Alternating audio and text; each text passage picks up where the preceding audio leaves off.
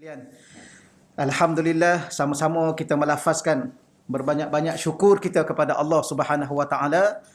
Yang pertamanya, kita berada di bulan kegembiraan, ya, bulan kelahiran junjungan Sayyidina Rasulullah ya sallallahu alaihi wa alihi wa sahbihi wa baraka wasallam.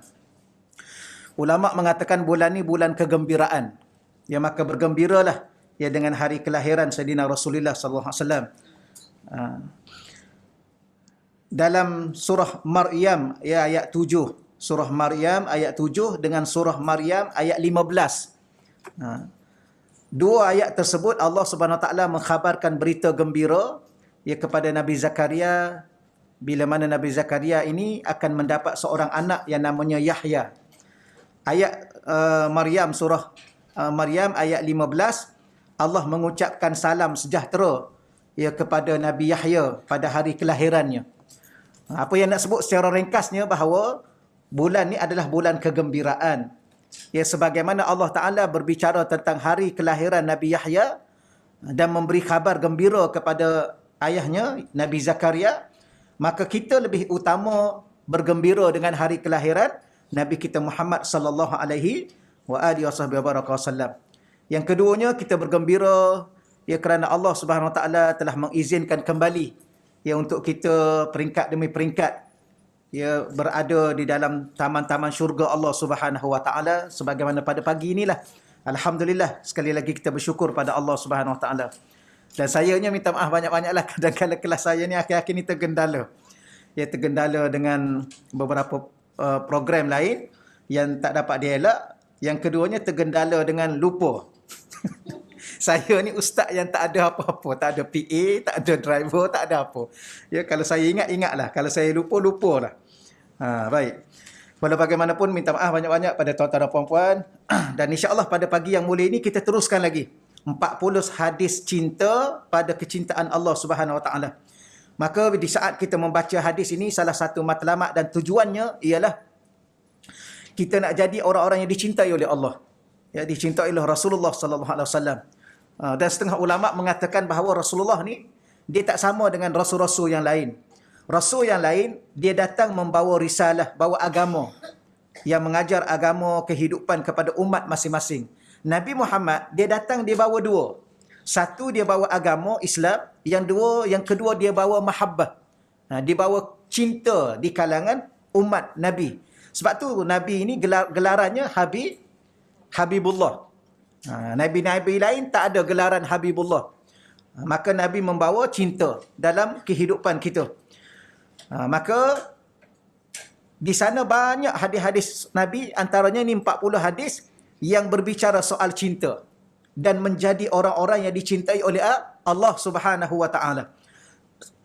Baik, insya-Allah pada pagi ini muka surat 54, al-hadisus sabi asyar, ya, hadis yang ke-17. As-sabi' yang ke-7, asyar 10.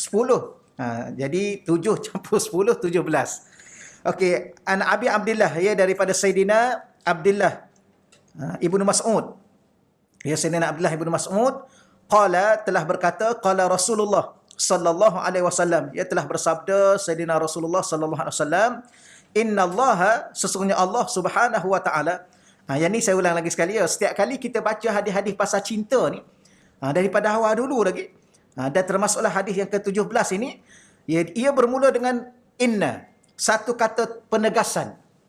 Maknanya persoalan cinta ni bukan persoalan biasa. Ia persoalan yang mesti kita ambil perhatian dengan sungguh-sungguh. Bahkan Nabi meletakkan perkataan inna ni, setelah itu ada Allah. Perkataan Allah, innallaha, Allah sungguh-sungguh. Ataupun sesungguhnya Allah. Qasama bainakum, ia telah membahagikan ya di kalangan kamu.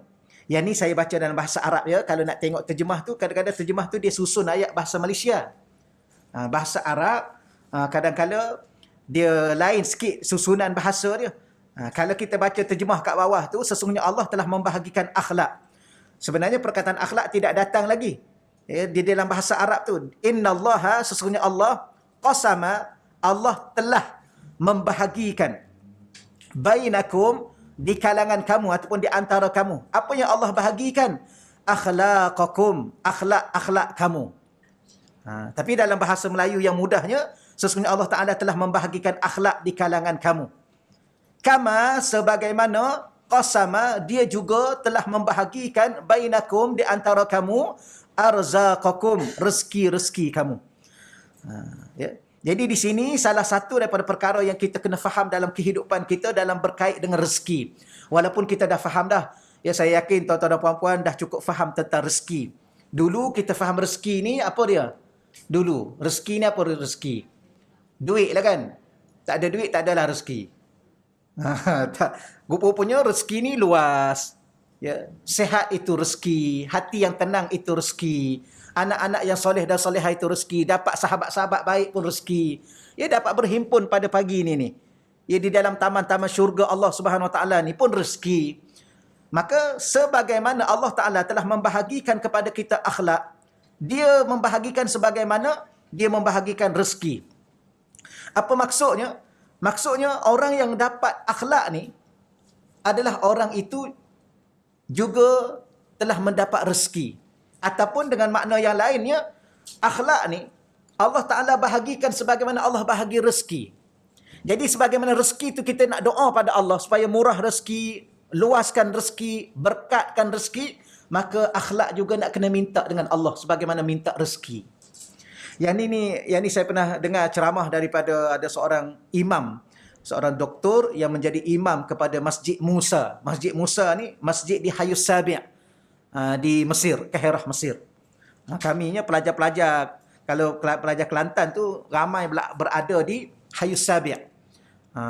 Hayus Sabi' ni seksyen 7 lah. Hayu ni dalam bahasa Arab, dia kalau terjemah biasanya dia kampung di dalam bandar. Tapi sini mudah sebutnya section lah kan. Kampung dalam bandar ni. Kalau kampung-kampung tu, itu yang ni dia penempatan kawasan-kawasan. Mudah bahasanya section lah. Yang kita guna kat sini. Lagi mudah faham. Jadi, ada section 7. Jadi kebanyakan pelajar duduk di situ. Dan masjid yang besar di situnya ialah Masjid Musa. Ya, imam dia doktor.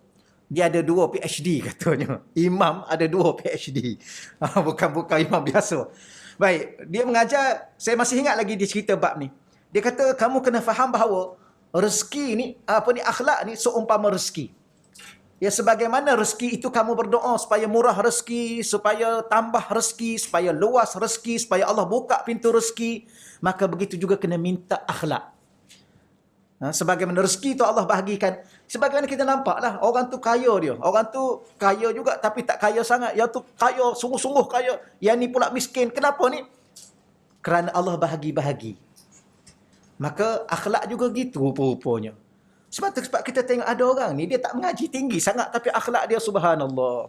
Tapi ada orang ni mengaji tinggi tapi akhlak dia inna lillahi wa inna ilaihi raji'un. Contohnya lah kan. Cuba tengok akhir-akhir ni yang duk bergaduh. Orang-orang mengaji kan. Biarkanlah setakat tu dahulu, biarkan. Cuma itu hal dia orang. Kita tak nak campur lah. Rugi masa. Baik, maka doalah rezeki akhlak. Akhlak apa akhlak? Sabar, bertawakal. Yang kita dah belajar tu lah. Maka ya Allah, engkau berilah aku rezeki sabar ya Allah. Dan tambahkanlah kesabaranku ya Allah. Kuatkanlah kesabaranku ya Allah. Apa lagi? Apa-apa je lah. Okey ya? Cuma ada orang ni, dalam bab akhlak ni sebenarnya, bab akhlak ni bab besar. Bukan bab kecil. Ya, sebab Islam ni dia bahagi 3. Ya, akidah, syariat, akhlak. Maka akhlak ni, dia 1/3 agama. Bahkan setengah-setengah ulama' mengatakan, akhlak ni adalah keseluruhan agama. Sebab ada satu kali anna rajulan jaa ila nabi. Ada satu hadis Nabi, anna rajulan, ada seorang lelaki jaa ila nabi, dia datang pada Nabi. Maka dia tanya, ya Rasulullah, mad-din? Wahai Rasulullah, aku nak tanya kamu, apa makna ad-din? Kan dalam bahasa Arab ad-din tu. Inna ad-din indallahil Islam. Ad-din tu apa makna? Nabi kata husnul khuluq. Akhlak yang mulia. Jadi Islam ni apa makna? Akhlak yang mulia. Sebab tu Nabi salah satu diutus untuk apa? Innama bu'istu liutammima makarimal akhlaq. Ingat lagi hadis ni. Hadis ni dah banyak kali dah ulang ni. Ni kali yang ke-100 dah. Kan lebih dah. Tak ada saya dah ulang berapa kali Ustaz. Innama ni kalau kita belajar dia panggil hanya senya ataupun sesungguhnya hanyalah. Bu'istu, aku ni diutuskan. Untuk apa aku diutuskan? Hanyalah. Ni dalam bahasa Arab. Liutammima, untuk menyempurnakan. Makarimal akhlak, akhlak-akhlak yang mulia. Tapi tolong faham juga bahasa Rasulullah SAW. Untuk sempurnakan. Maknanya kita dah ada akhlak, dah. Siapa bagi? Allah bagi. Yang ni lah. Allah dah bagi-bahagi ni akhlak ni. Cuma Nabi datang, Nabi tak sempurnakan apa yang telah dibahagikan oleh Allah itu. Orang Arab ni walaupun dia jahiliah, dia ada beberapa akhlak mulia dia. Antaranya ikramud duyuf. Dia memuliakan tetamu. Ingat tak? Orang Arab ni dia muliakan tetamu. Oh subhanallah, kalau kita pergi rumah dia, dia akan jamu kita makanan. Ya, kalau kita pergi ke kampung, dia akan sembelih ayam tu. Setakat mana ada ayam dia ada, dia sembelih. Dia seekor disuruh kita makan seorang. Kalau kita makan sebelah, dia nasi sikit aja. Kita makan sebelah, kita kan saiz kecil aja. Oh dia kata, Za'lan, aku sedih lah, aku masak, kamu datang, aku sembelih semua yang ada, kamu tiba-tiba kamu tak makan. Aku kata, kamu tengok perut aku kecil aja dah lah, aku kecil, perut lagi kecil. Ya mana aku boleh makan macam kamu makan, tapi dia ni, dia seekor, sekejap aja, setengah jam habis ya. Tapi nak makan, dia ni memuliakan tetamu. Apalagi yang sifat mulia dia, akhlak mulia. Kalau dia dapat anak, dia akan sembelih kambing. Tu ya. Akikah tu sebenarnya amalan jahiliah dulu. Tetapi amalan tu amalan mulia. Yang ada pada akhlak mulia. Ya. Ada beberapa amalan lagi. Yang jahiliah lah. Yang syirik tu syirik lah. Yang sembah berhala itu kufur lah. Tapi ada amalan-amalan tu. Yang dikatakan bahawa akhlak ni Allah bagi. Sebab tu kadang-kadang kita ada jumpa tak orang kafir yang dia pemurah. Ada. Yang kafir tu kafir lah kan. Tapi kemurahan dia tu tak ada nilai lah di sisi Allah. Sebab dia kafir dengan Allah. Dia akan bagi pahalanya Allah. Kalau dah kafir dengan Allah, dia nak dapat pahala daripada siapa? Habis dia buat baik. Dia buat baik. Dia ada pahala. Dia tak ada pahala. Kerana pahala tu orang yang beriman dengan Allah untuk dia ambil di akhirat. Akhirat pun dia tak beriman. Dia nak buat apa pahala? Jadi okeylah insyaAllah ya. Ini huraian panjang ni, cukuplah saya rasa gitulah insyaAllah. Akhlak ni, dia 1/3 agama. Ataupun setengah mengatakan, ia adalah merupakan ta'rif keseluruhan agama. Seorang kalau kita nak tahu nilai agama pada diri dia, tengok akhlak dia. Maka oleh demikian, tolong doa minta akhlak. Untuk siapa? Untuk diri kita sendiri dan untuk anak-anak kita. Ya kadang-kadang kita tak tahu nak buat apa dah. Anak-anak zaman dunia sekarang kan susah juga. Kita doa, ya Allah, bagilah anak aku ni ya Allah, dia memiliki akhlak yang mulia ya Allah. Dia menghormati orang tua ya Allah. Ya, dia memuliakan ibu dan bapanya ya Allah. Berilah kesabaran kepada dia ya Allah. Berilah tawakal kepada dia ya Allah. Dunia sekarang subhanallah, dunia yang penuh dengan cabaran. Ya, kadang-kadang tak tahulah kita sendiri pun ada waktunya lemah rasanya nak melalui kehidupan yang ada ni. Maka minta Allah bagi sabar, minta Allah bagi tawakal, minta Allah bagi raja. Raja ni pengharapan kepada Allah. Orang yang berakhlak mulia, orang yang letak harapan pada Allah. Itu akhlak mulia. Orang yang letak harapan kepada selain Allah ini orang yang tidak ada akhlak dengan Allah. Dia ada satu lagi tahap. Dia panggil adab. Adab lebih tinggi pada akhlak. Orang yang beradab biasanya dia berakhlak. Orang yang berakhlak belum tentu beradab. Apa beza? Bezanya saya bawa contoh gini. Contohnya, kita dengar azan. Bila mana kita dengar azan, rumah pula dekat dengan surau dengan masjid, maka kita terus bangun, pergi ambil wuduk, berjalan ke masjid. Ini orang yang ada akhlak dengan Allah. Ya, dia buat tak, ada orang ni dia buat tak tahu je, buat tak tahu. Ya, orang azan, bukan tak dengar. Ya, dia buat tak tahu. Kalau duduk kat kedai tu, tambah air secawan lagi. Patutnya minum yang ada tu, sudahlah pergilah masjid kan. Dia tambah roti canai sebiji lagi, orang duduk tengah azan. Tu kadang-kadang kena perhati tu. Baik, kemudian bila mana dia pergi ke masjid, dia orang yang ada akhlak, menerima seruan Allah. Orang ni bagus perangai dia. Bila mana sampai ke masjid, dia ada apa tu? Dia ada adab. Dah ada akhlak, tapi adab. Apa adab dia? Masuk kaki kanan. Tapi ada orang ni mungkin dia tak ingat ke dia lupa atau memang dia tak ada adab. Dia masuk je kaki kiri. Tandah pun dia masuk kaki kiri, masjid pun masuk. Orang ni tak ada adab.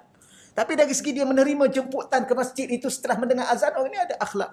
Macam kita pergi rumah orang, bagi salam, itu akhlak Islam, kan? Akhlak Islam bagi salam.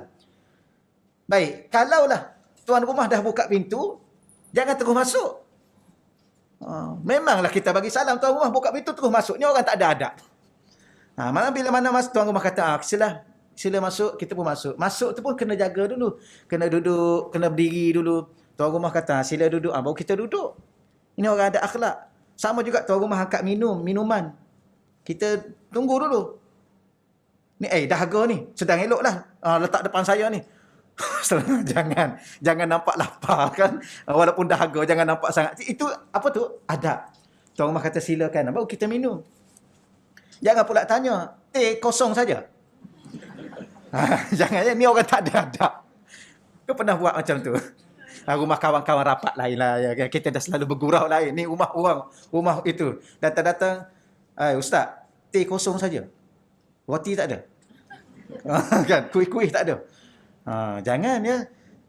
Mungkin dia hari itu saja yang ada. Minum ajalah. Nasib baik dia bawa. Kalau dia tak bawa keluar apa-apa, dahaga je lah kita. Itu adab. Ya, banyak adab ni. Tapi adab tu lebih tinggi daripada akhlak. Jadi kalau boleh anak-anak ni, kita kena doa pada Allah supaya Allah hiasi dirinya dengan akhlak dan adab. Ya.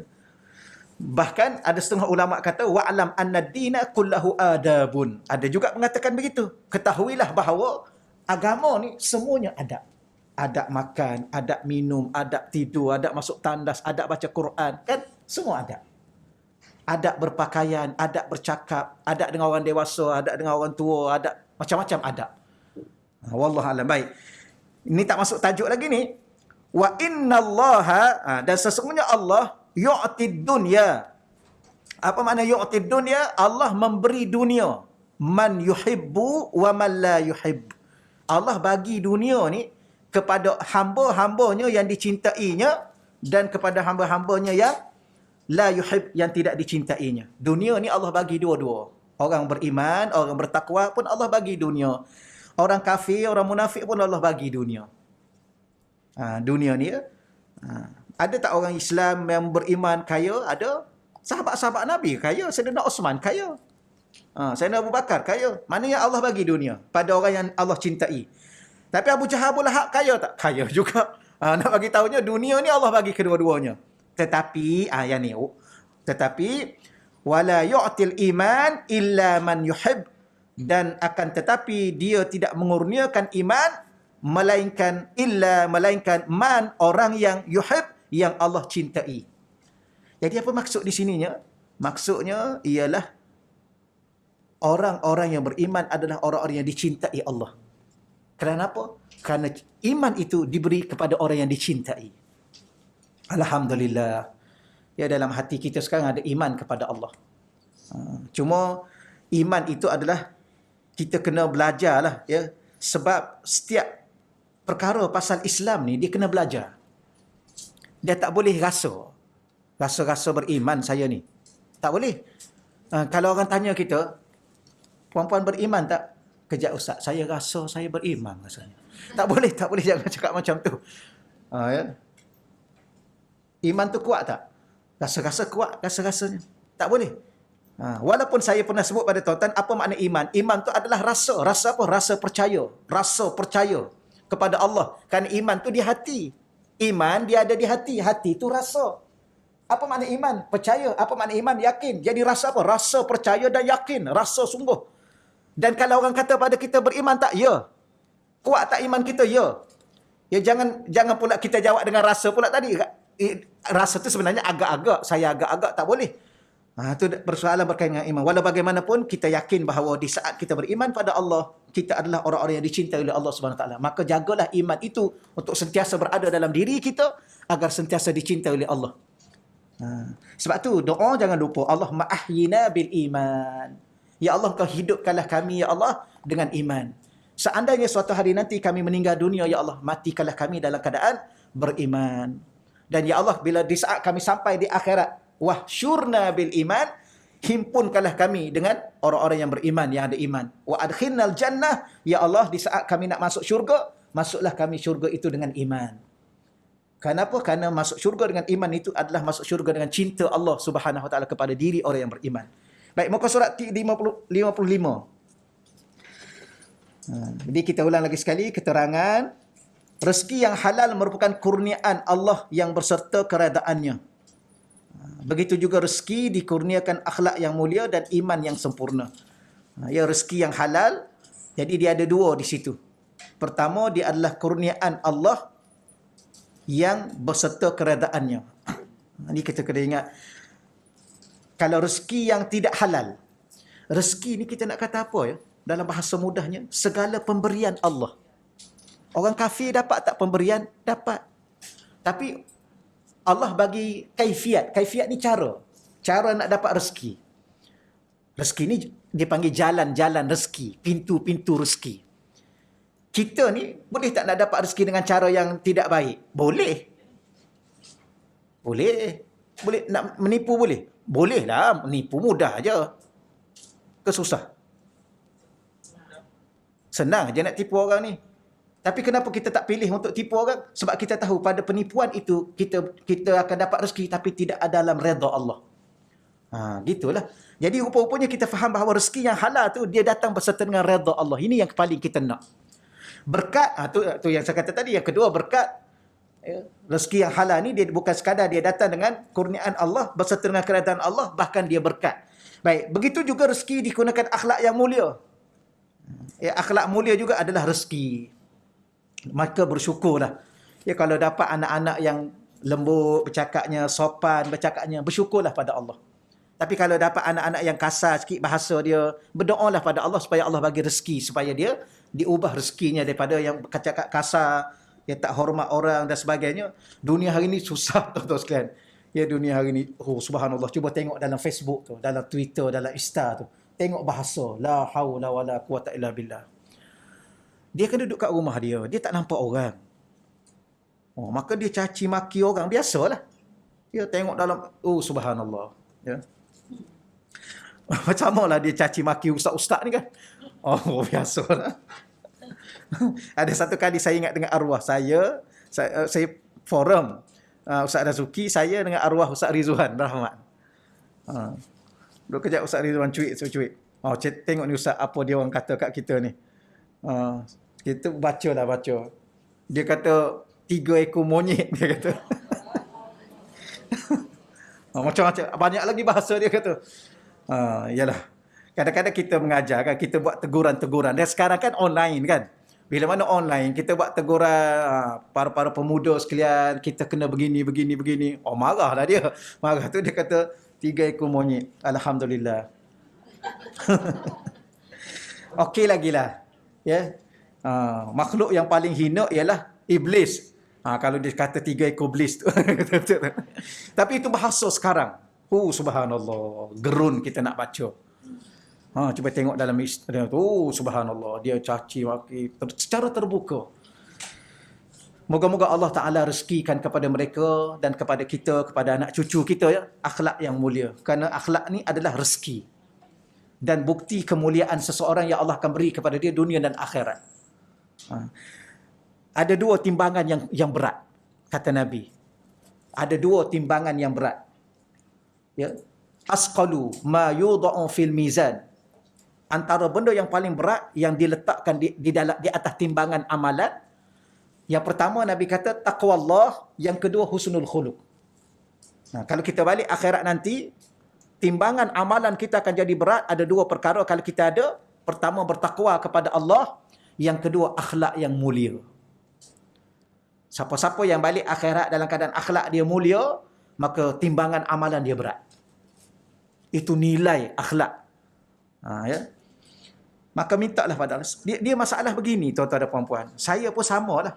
Sama. Kita minta dengan Allah, minta. Tapi tak cukup serius ke apa? Tak cukup bersungguh. Macam nak minta syurga. Ada minta syurga tak? Minta kan? Mesti minta syurga. Allahumma inna nas'aluka ridhaka wal jannah. Allahumma adkhilnal jannah. Berapa banyak setakat ni minta syurga? Ada 100,000 kali dah. Ke tak terkira? Ke tak pernah kira? Ke tak kisah pun? Pernah tak solat hajat untuk minta syurga? Solat hajat nak beli rumah, ya. Solat hajat nak hantar anak sekolah, ya. Solat hajat itu, solat hajat sebab sakit nak suruh sihat, ya. Solat hajat minta syurga. Kenapa mama solat hajat ni? Kenapa papa solat hajat? Papa nak minta syurga dengan Allah. Sebab dengan apa yang ada tak tahulah. Tak cukup, memang confirm tak cukup. Kita hari ni tak cukup. Solat banyak tak? Solat. Yang solat 5 waktu tu pun, kita masih lagi terhegeh-hegeh antara khusyuk dengan tidak. Terumbang-ambing kita. Ya, yang terbaru kan Ustaz Ainuddin Qori antarabangsa meninggal dunia, subhanallah. Ya, duduk berhubung juga dengan dia jarang-jarang sekali, sebulan adalah 2-3 kali. Terkejut kita, ya, masih dia muda sangat pada saya. Tapi minta maaf, kita kata sedih kita kehilangan, dipanggil apa? Pakar Quran. Bukan mudah tu. Nak lahirkan pakar Quran, menang peringkat antarabangsa, bukan calang-calang. Tapi dia mati dekat dan dia bawa Quran. Kita ni macam mana kita ni? Kalau mati. Kita masih terumbang-ambing kita. Di mana tempat duduk kita? Allah.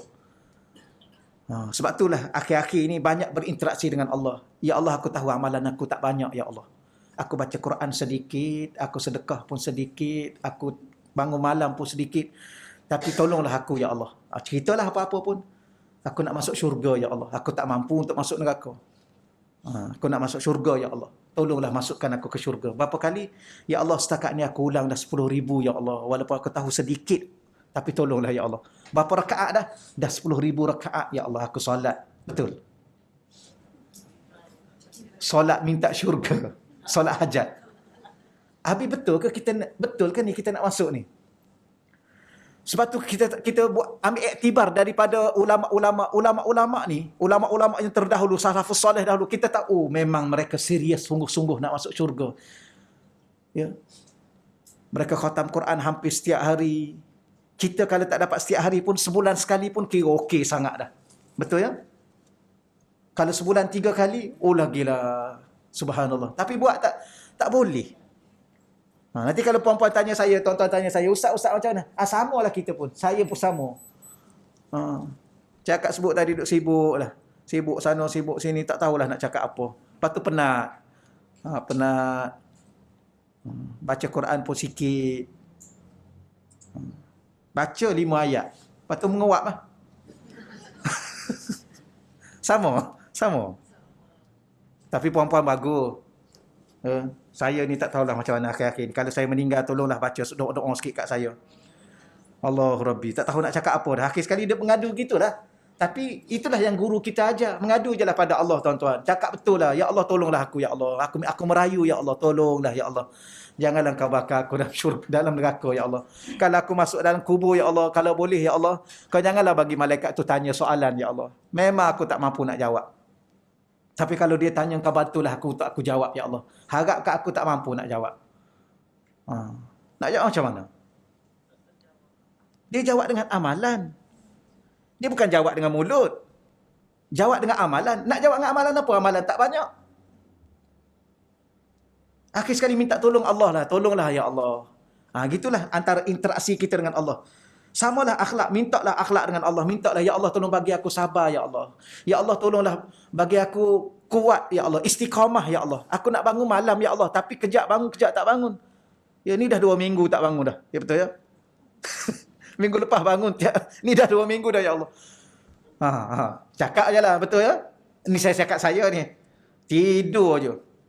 Ya Allah tolonglah, ya Allah. Sebab tu kadang-kadang tuan-tuan sekalian, guru saya ajar apa? Tuan tu kita nak tidur ni.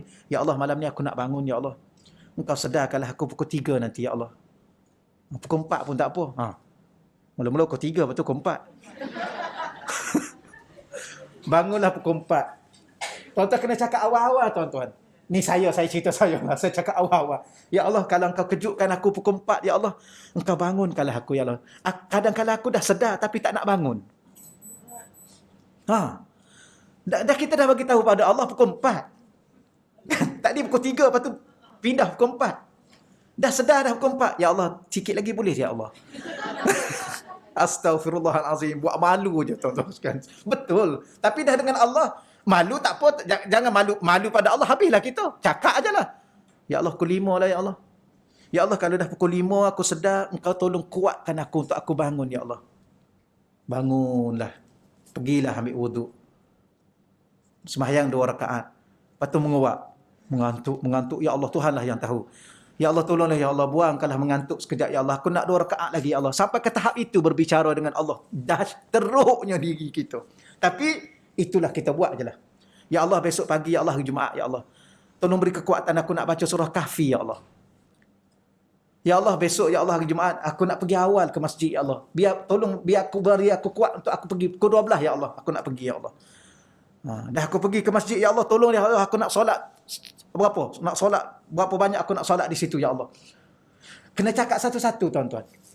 Dalam dunia akhir zaman supaya apa? Supaya kita tak pernah jauh dengan Allah dan sentiasa berhubung dengan Allah, berinteraksi dengan Allah, supaya Allah nampak pada kita dia ni betul nak masuk syurga ni. Allah ni dia nak apa? Sidik. Kan? Sidik. Apa makna sidik? Benar, jujur. Betul tak? Ya kena masuk syurga? Ya. Macam mana ya nak masuk syurga? Aurat pun tak tutup. Belajar pun malas. Mengumpat tak pernah berhenti lagi.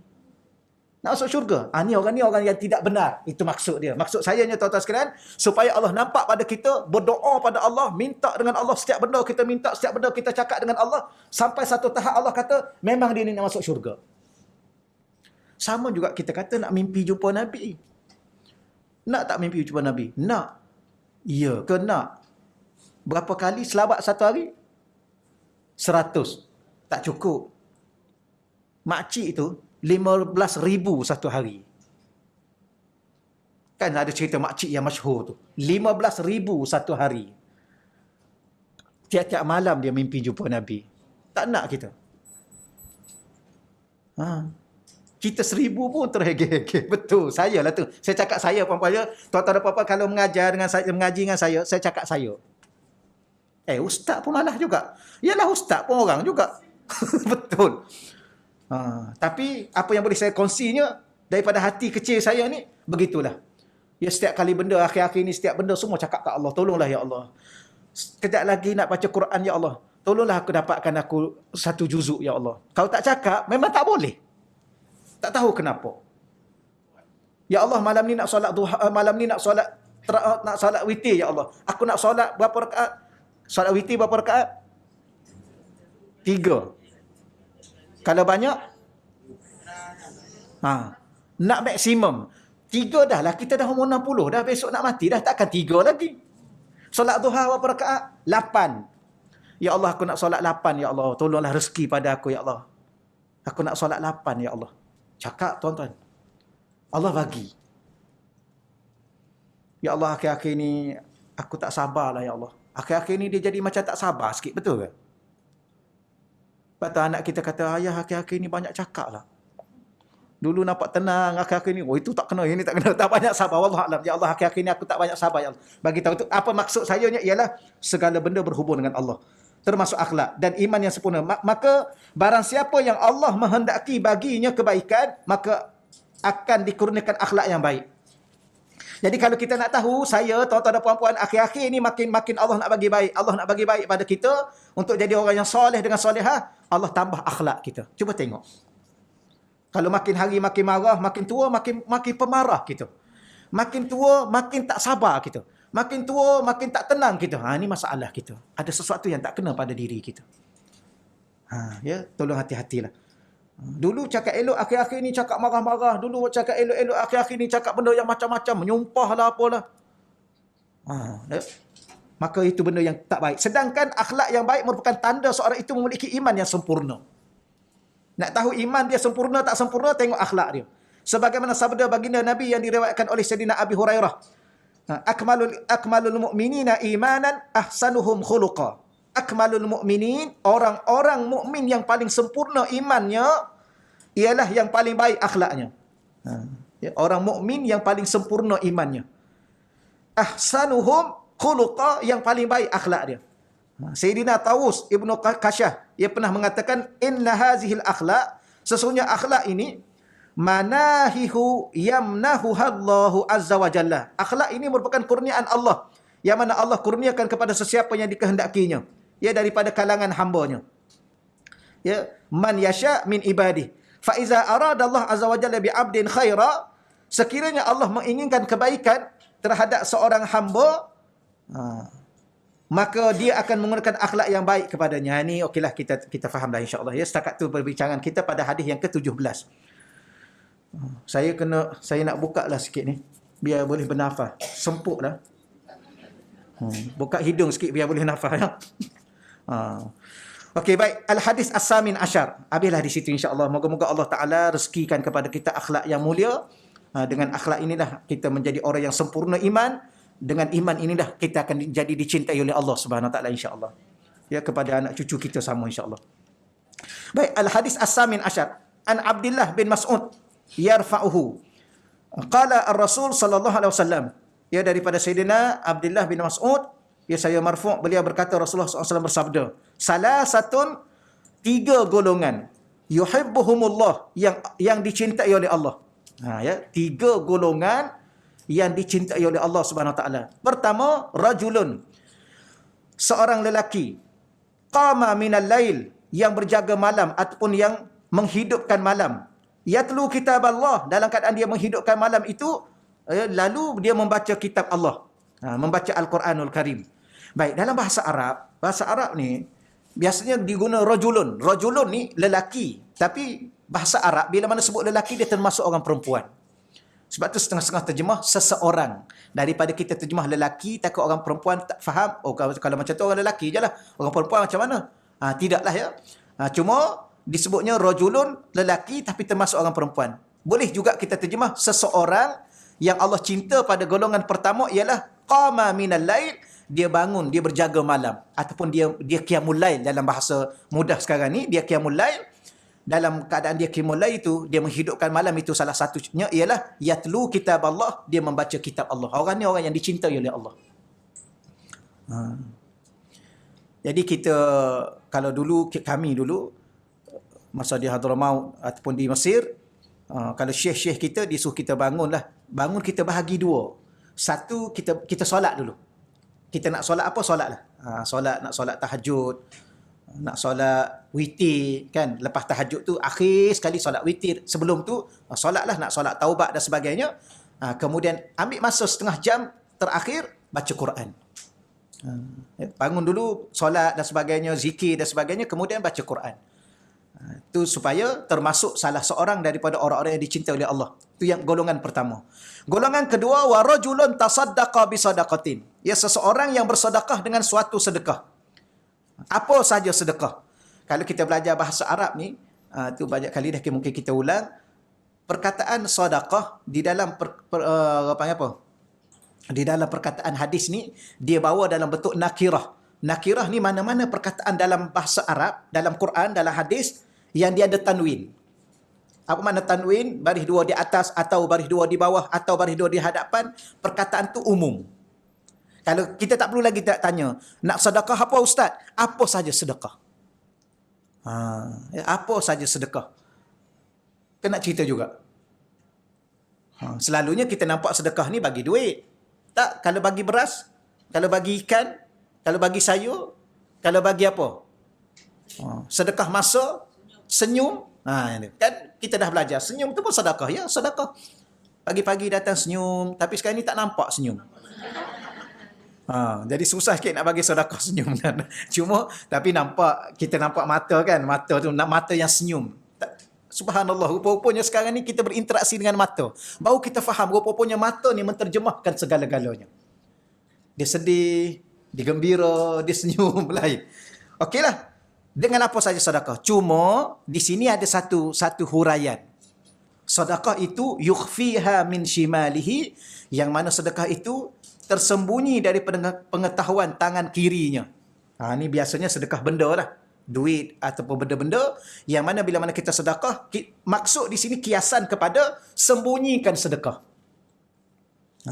Tak payahlah tunjuk kat FB. Alhamdulillah hari ni dapat sedekah. Tunjuk kat ni. Status kan. Tu tak payah.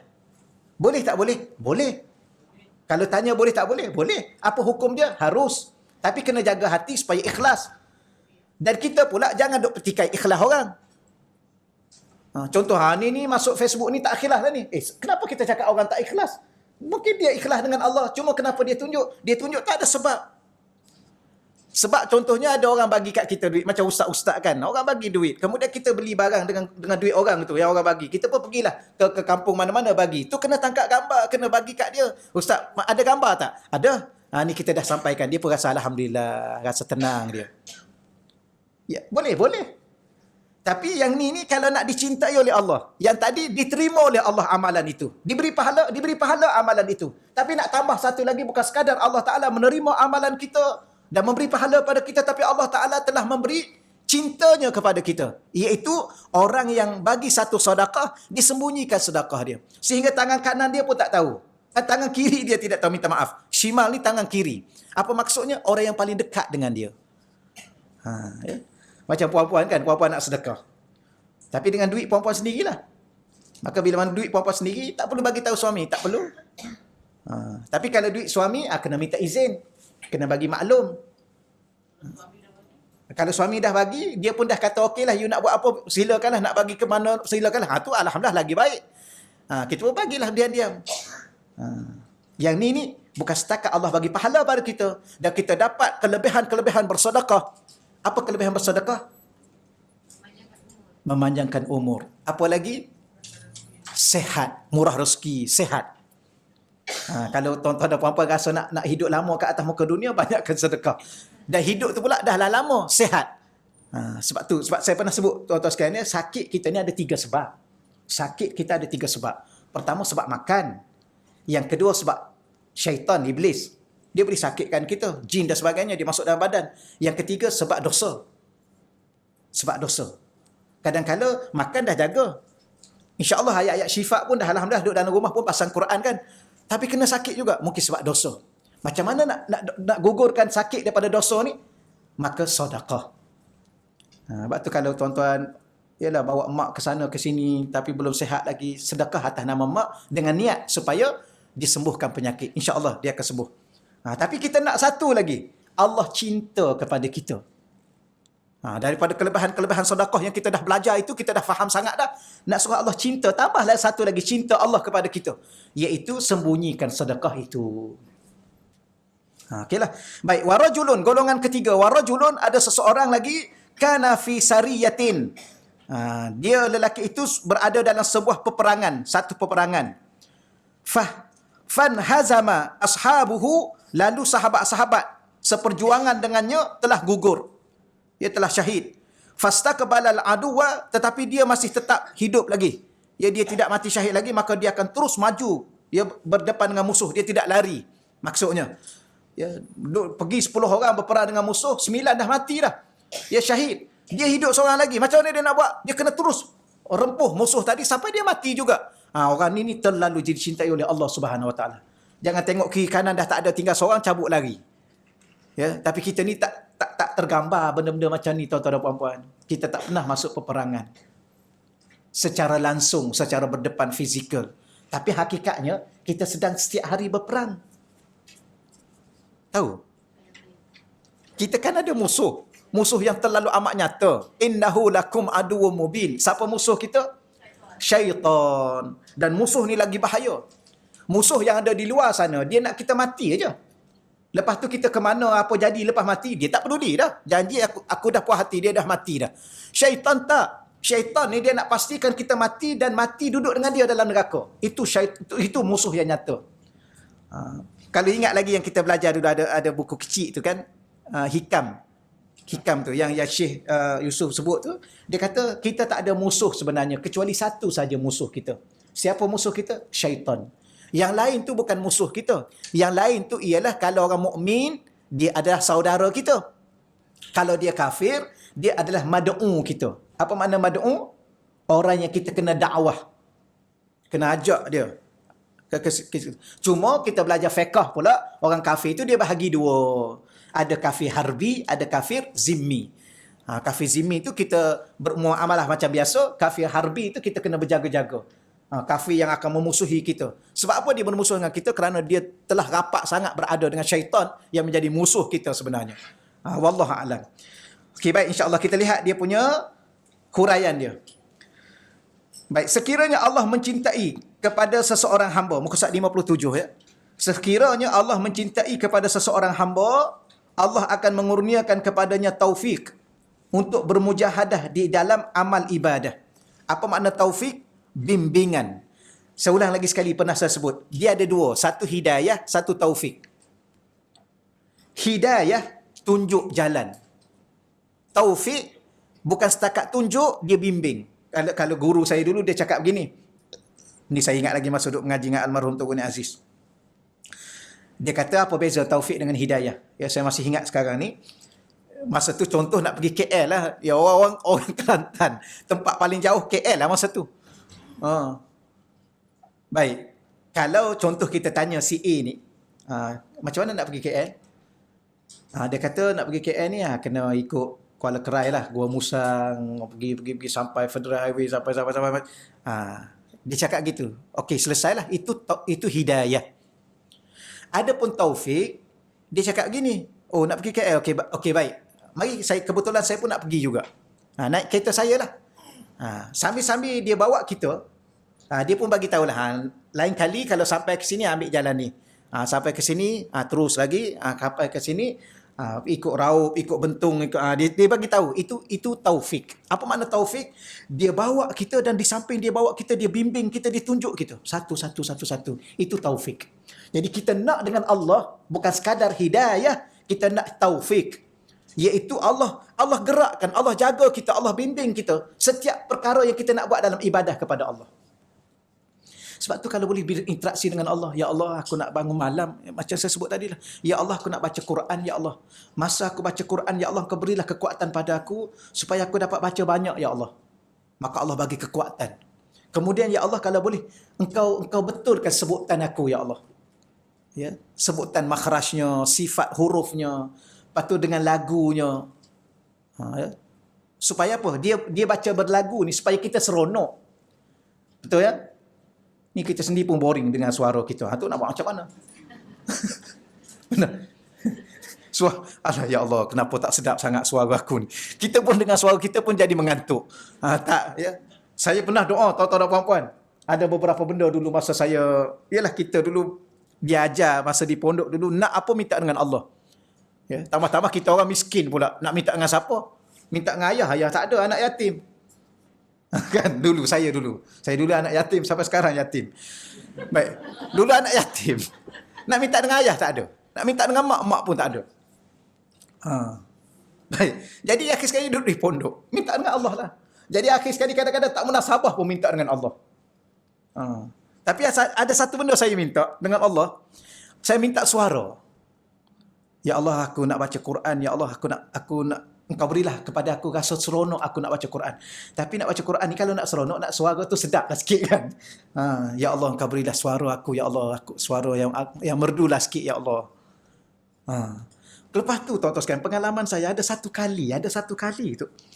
Macam suara berubah, tak? Dia berubah. Sebab saya rasa suara saya dulu taklah sedap sangat. Tapi sekarang pun taklah sedap juga. Tapi nak bagi tahunya jangan salah. Oi Ustaz, bukan jangan salah faham ni. Tapi ada satu ketikanya, saya ingat tingkatan 3. Saya doa awal. Saya duduk pondok umur 10 tahun. Kemudian doa. Saya ingat tingkatan 2 ke tingkatan 3. Ada satu kali tu, saya bercakap ke saya ada buat lantunan apa, suara tu, dia jadi macam tukar gitu. Sampai sekarang saya ingat. Lepas tu okey sikit lah. Tuan-tuan sekalian. Subhanallah, malu pula rasanya. Tapi ada satu kali saya minta, ada satu benda saya minta yang tak dapat lah. Tapi dapat sekejap, wallahualam. Saya minta putih. Subhanallah. Ini live kan ni ya? Tak apalah nak buat macam mana kan. Silap cakap. Betul, saya minta. Ya, masa Ramadan, almarhum Tok Guru ni, dia sembahyang 8 tapi dia baca panjang. Dia 8 memang 8 rakaat tapi panjang. Masa tu kita kadang-kadang budak. Duk baca lama, ya Allah lamanya bila nak sujud. Duk mintalah ya Allah, kau jadikanlah aku putih ya Allah. Jadikan putih ya Allah. Subhanallah. Nak tahu. Tak apalah tu contohlah. Minta dengan Allah apa sahaja minta. Janji Allah bagi Allah tak bagi tu hak Allah, tak ada masalah. Kan tu. Minta dengan Allah. Tapi tak tahulah setakat ni tak putih-putih. Minta Ada kita perasan minta tu ada dapat, minta ni oh ni tak dapat lagi. Kita masih ingat sebab kita kecil dulu kita minta. Minta nak pergi Mesir boleh. Minta nak mengaji sampai mati. Saya minta, ya Allah, aku ni mengajilah ya Allah, tolong bagi aku mengaji sampai mati ya Allah. Ni saya pun terpelik. Saya sekarang saya tanya, apa lagi yang saya nak untuk mengaji? Tuan-tuan, mengaji ni biar sampai mati. Tapi kalau kita mengaji, nak sambung lagi, apa lagi kita nak sebenarnya? Kita ni sebenarnya kalau kita nak masuk syurga, subhanallah dengan apa yang ada dah boleh masuk syurga. Sampai waktu duha, solat duha. 5 waktu ni jaga 5 waktu. Hari apa? Hari Isnin, puasa. Hari apa? Khamis, puasa. Malam, bangunlah walaupun 2 rakaat. Siang hari, baca Quran. Sikit-sikit, ya. Baca satu... Dia dulu kita buat macam ni, setiap sekali lepas solat fardu baca Quran. Satu muka. Lepas solat fardu baca Quran, lepas solat fardu baca Quran. Satu muka ni 5 minit saja. Takkanlah lepas solat fardu nak ambil 5 minit, tak boleh. Tuan-tuan, kalau kita hari Khamis puasa, Isnin puasa, awal bulan puasa, tengah bulan puasa, akhir bulan puasa, ini pun dah bawa kita ke syurga. Untuk apa kita pergi mengaji ke luar negara? Untuk apa sebenarnya? Tapi dulu saya doa. Bila mana saya doa pada Allah, Allah makbul doa. Akhir ni tak habis-habis lagi mengaji. Duk mengaji. Tapi seronok juga, ya Allah mengaji. Tak apalah ya Allah, kalau aku balik akhirat nanti, ya Allah, kau janganlah tanya aku banyak, ya Allah, aku duduk tengah mengaji. Ya Allah, kalau aku balik akhirat nanti, ya Allah, engkau jangan soal aku banyak, ya Allah. Kau jangan berkira dengan perangai buruk aku, ya Allah, sebab aku duduk tengah mengaji, ya Allah. Ini untung puan-puan, sebab itulah kita mengaji je lah. Ya, lepas khotam, ingat tak kan? Kau ingat ni, samalah saya pun. Saya sekarang ni minta maaf kak, saya cakap terang-terang. Akhir sekali saya kata aku nak pergi mengajar apa ya Allah. Kosong dalam kepala ni. Tak ada apa. Mengaji daripada kecil sampai sekarang, akhir sekali tak ada apa. Ya Allah, aku nak mengajar apa ya Allah. Tolonglah ya Allah, aku nak mengajar apa lepas ni ya Allah. Kadang-kadang orang menjemput saya ni live ya. Payahlah nak cerita ni. Kadang-kadang. Hari ni Masjid Negeri suruh saya tazkirah Jumaat. Saya tak tahu nak tazkirah apa hari ni. Akhir sekali saya kata, saya tak dapat.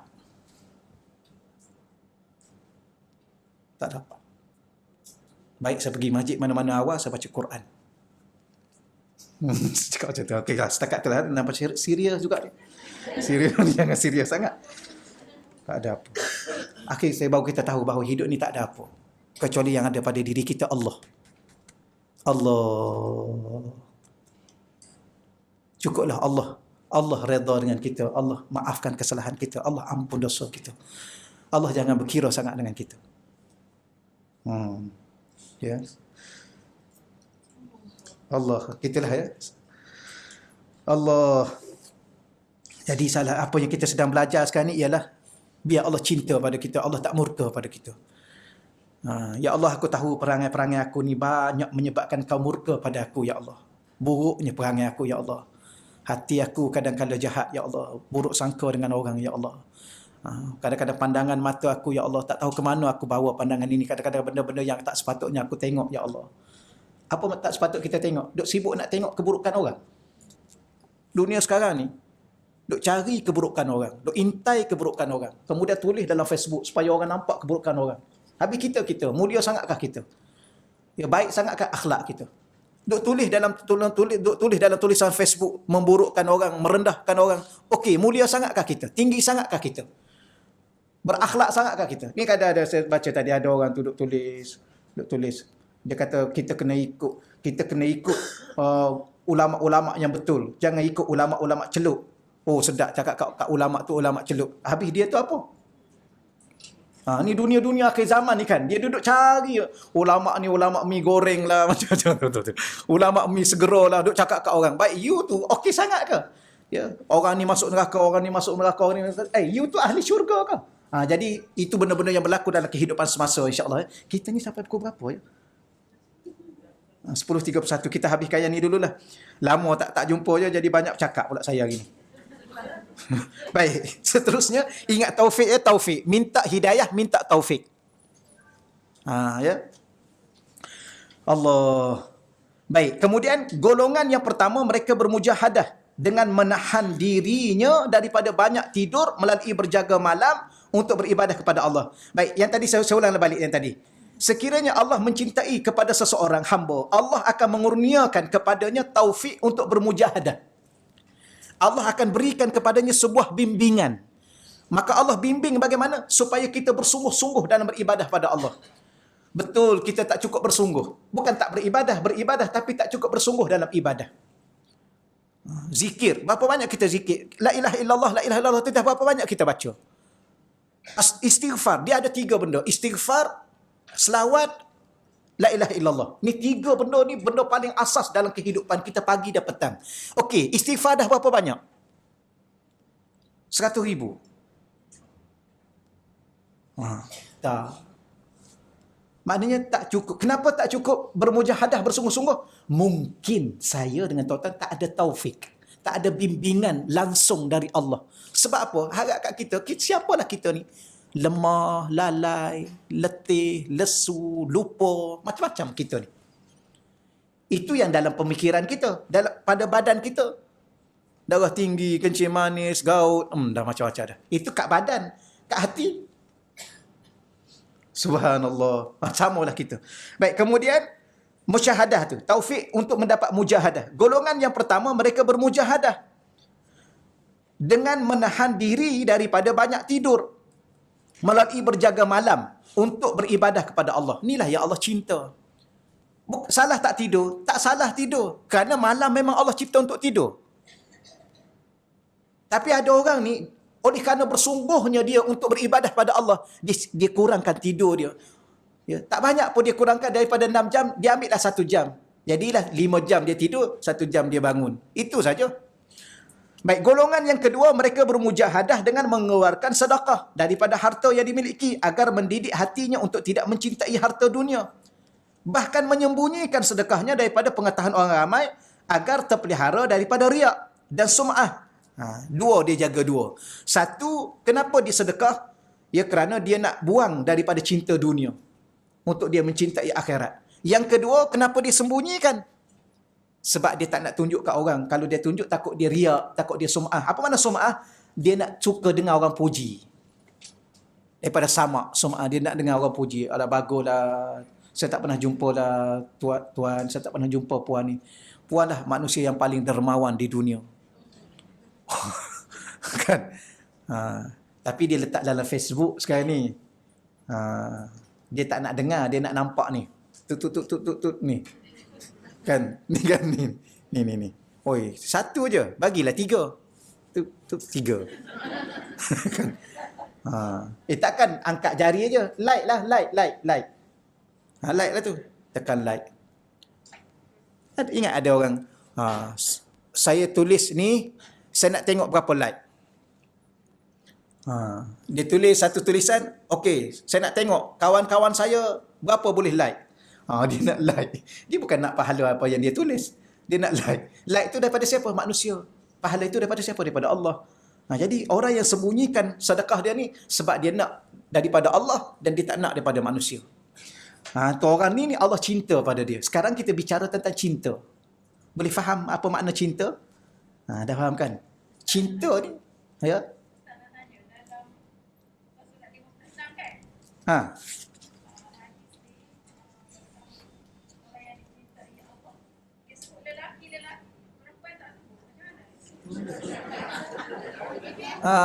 Akak baru masuk ke?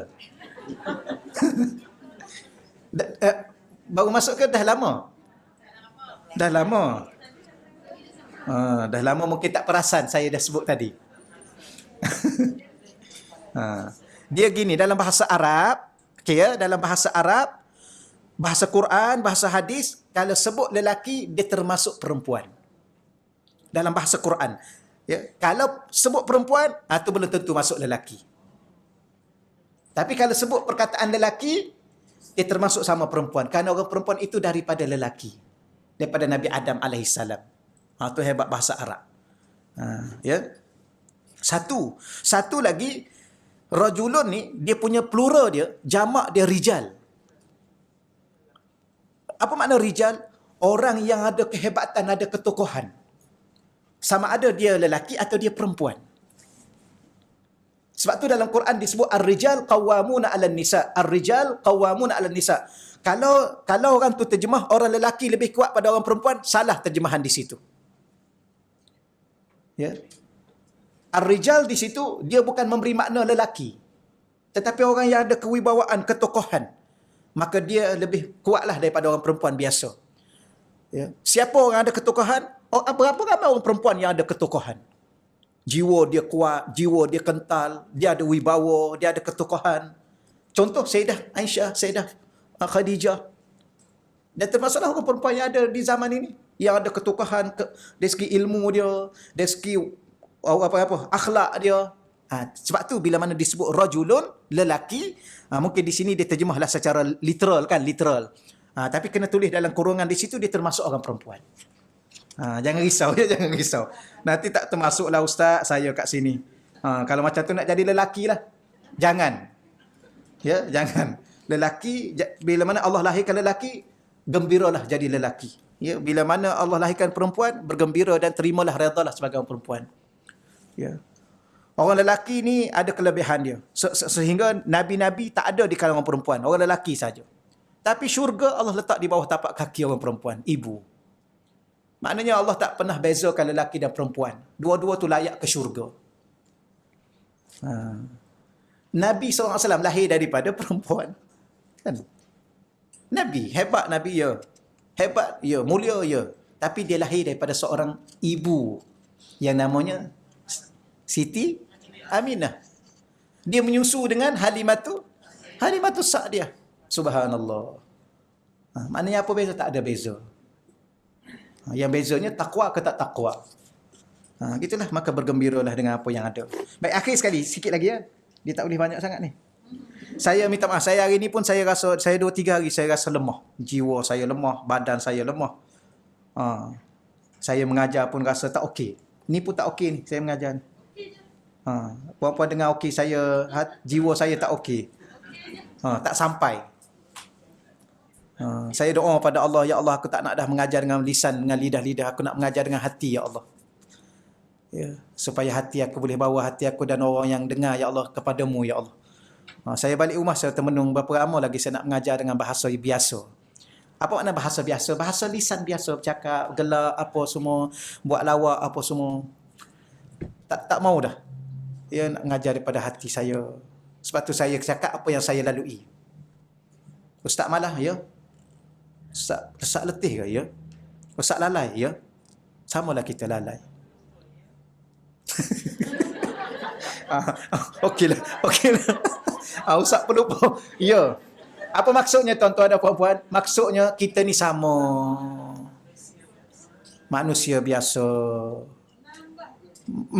Maka lupa, ya. Maka saya doa pada tuan-tuan dan puan-puan doa pada saya, kita sama-sama doa kepada anak cucu kita yang pastinya suatu hari nanti kita bertemu di syurga. Itulah harapan kita. Harapan saya pada tuan-tuan pada saya. Sebab itulah kalau ustaz-ustaz kita meninggal dunia, jangan kita lupa pada mereka, hadiahlah Fatihah. Ya, Ustaz Rizwan Rahmat saya. Dengan Ustaz Rizwan ni beberapa hari ya saya berhubung dengan beliau dan keadaan dia, subhanallah. Hari beliau meninggal dunia tu saya ada daripada pagi sampai saya duduk daripada pagi rumah dia. Ya, sampailah ke tengah hari urus ambulan nak bawa dia ke hospital. Yang tu saya tak pergilah. Sampai hospital dalam 2-3 jam tu dapat berita meninggal. Sampai hari ni kalau saya ingat saya menangis.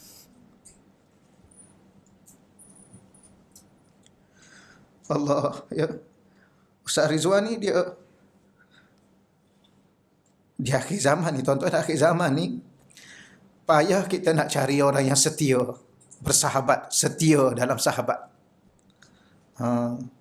Dan nilai di akhir zaman ni kan, nilai akhir zaman ni ialah nilai kesetiaan tu tak hilang. Ni macam saya cakap Ustaz Dasuki juga. Ustaz Dasuki ni minta secara live kan. Bukan saya nak puji kawan saya. Orang yang setia dalam bersahabat. Orang yang, setiap orang ada kelemahan kan. Nak cerita kelemahan, kita banyak kelemahan. Betul. Kalau kita cari kelemahan pada diri seseorang, confirm kita jumpa. Tak habis. Ya ustaz ni macam ni, ustaz ni macam ni. Tapi ada orang, dia setia dalam persahabatan. Itu susah. Samalah kita ni, sahabat-sahabat kita ni kan. Sebab tu Nabi, sebab tu saya kata, kenapa Nabi ni dia buat bai'ah? Kan? Bai'atul Aqabah, Bai'atul Ridwan, Bai'atul Nisa, Bai'atul Rijal, Bai'atul... Macam-macam dia buat. Apa makna bai'ah? Nabi nak cari orang yang setia, sumpah setia. Itu bai'ah. Kerana di akhir zaman ini, nilai... Di akhir zaman, kalau tuan-tuan tengok, di akhir zaman ni, dunia ni dipapar dengan sebuah pengkhianatan. Yang ni khianat orang ni, yang ni khianat orang ni, yang ni... Macam-macam lah, cuba tengok apa yang ada. Kita jadi meluak dengan dunia yang ada. Ya. Kita kena cari orang yang setia dalam sebuah persahabatan. Sebab tu rupa-rupa baru kita faham. Dua orang sahabat yang berkasih sayang ni Allah masuk dia ke syurga. Sebab apa? Kerana sahabat ni nilai dia setia. Sebab tu Nabi tak gelar pendukung. Kan Nabi, sahabat Nabi itu kan, semua Nabi sebut sahabat. Sayyidina Abu Bakar. Sayyidina Abu Bakar ni siapa? Pak mentua kan? Sayyidina Umar ni siapa? Pak mentua. Sayyidina Ali itu siapa? Menantu. Sayyidina Osman tu menantu. Tapi semua tu dipanggil sahabat. Kenapa? Kerana sahabat ni dia ada satu nilai kesetiaan. Sebab tu sahabat Nabi semua sanggup mati untuk Nabi. Sebab tu Allah nak pada kita, apa sebenarnya yang kita duk belajar ni, nak bersungguh-sungguh, nak beribadah, nak sedekah pun tak nak tunjuk kat orang, hanya untuk Allah. Apa ni? Setia. Allah nak kita setia dengan dia. Diri kita hanya untuk dia. Allah tak nak Allah tak nak kita untuk selain daripada dia. Yang kita belajar. Yang apa yang saya belajar dengan syekh saya. Inilah saya nak apa ni. Tapi bila mana kita berkongsi benda-benda begini tuan-tuan, dia masalah rasa. Allah ni dia adalah rasa rindu Allah, rasa cinta Allah, rasa rindu Nabi. Maka bila mana kita berbicara soal rindu, kita akan menangis. Kerana rindu ni terlalu beban untuk kita tanggung, tapi indah untuk kita rasai. Boleh insya-Allah ya. Itulah. Itu sedikit saya bicara. Inilah saya nak bicara dengan tuan-tuan yang setiap kali saya baca. Kita sekarang kita bincang pasal hadis cinta. Cinta tu di hati. Hati itu adalah rasa. Maka bicara cinta adalah bicara rasa. Jadi hari ini saya rasa berat nak datang. Saya rasa berat nak datang, nak bagi tahu kat akak, ustaz ni lagi sekali tak datang. Sebab hari ni jiwa saya tak hidup. Ya. Saya datang mengajar dekat keadaan jiwa saya tak hidup. Sebab tu saya batalkan satu tempat, saya tak boleh pergi. Saya tak tahu nak cakap apa hari ni. Sebab saya nak cakap daripada hati saya. Bahawa benda yang paling bernilai dalam hidup kita ialah kesetiaan hati dan jiwa kita hanya kepada Allah. Sebab orang inilah yang Allah akan cinta. Ya. Kita tak peduli tidur kita bangun untuk Allah. Kita tak peduli penat kita, letih kita, mengantuk kita bangun untuk sujud dan rukuk dan baca Quran Allah. Inilah yang Allah sayang pada kita. Kita tak peduli pujian orang. Orang nak puji itu dia punya pasal. Tapi kita bersedekah hanya untuk Allah. Kita tak akan tunjuk pada orang. Kerana kita untuk Allah. Diri ini untuk Allah. Segala percakapan kita, segala tindak tanduk kita, segala derma kita untuk Allah.